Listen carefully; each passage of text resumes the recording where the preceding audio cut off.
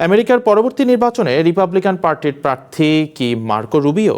Trump সরকারের বর্তমান পররাষ্ট্রমন্ত্রী রুবিও তার আগ্রাসী ভূমিকার কারণে এরই মধ্যে ট্রাম্পের আস্থাভাজন হয়ে উঠেছেন। মঙ্গলবার হোয়াইট হাউসের ব্রিফিংয়ে সামলানোর পর গুঞ্জন উঠছে 2028 সালের নির্বাচনে হয়তো তিনিই হবেন রিপাবলিকানদের কাণ্ডারি।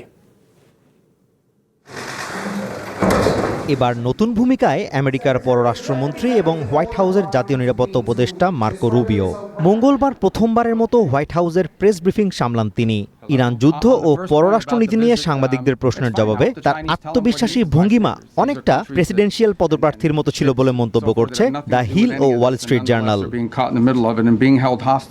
সেনেটে 14 বছরের অভিজ্ঞতা সম্পন্ন রুবিও একাধিক ভাষায় সাবলীলভাবে সাংবাদিকদের সামলান। মধ্যপ্রাচ্য, ল্যাটিন আমেরিকা ও জ্বালানি তেলের দামের মতো জটিল বিষয়ে তার রসবোধ মেশানো উত্তর ট্রাম্পের হোয়াইট হাউসে সচরাচর দেখা যায় না। বিশ্লেষকদের মতে 2028 সালের নির্বাচনে জেডি ভ্যান্সের পাশাপাশি রুবিওকে রিপাবলিকান পার্টির অন্যতম প্রধান দাবিদার হিসেবে দেখা হচ্ছে। ভেনেজুয়েলা ও কিউবার বিষয়ে কঠোর অবস্থান নিয়ে রুবিও ট্রাম্পের ঘনিষ্ঠ আস্থাভাজনে পরিণত হয়েছেন। যদিও তিনি প্রকাশ্যে ভ্যান্সকে সমর্থন করেন, তবে ট্রাম্প বারবারই রুবিওর কাজের প্রশংসা করেছেন। এমনকি ইরান আলোচনা ও ইউক্রেন রাশিয়া যুদ্ধ বন্ধের প্রচেষ্টায় তাকে সক্রিয়ভাবে যুক্ত রেখেছে প্রশাসন।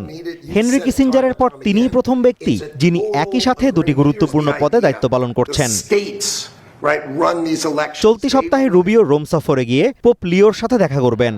ইরান যুদ্ধ ও মানবিক সহায়তা নিয়ে পোপের সাথে তার বৈঠক রাজনৈতিকভাবে বেশ গুরুত্বপূর্ণ।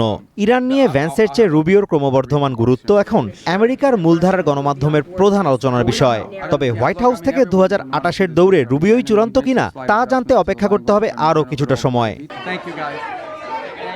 Azimur Rashid Kanak, one international desk.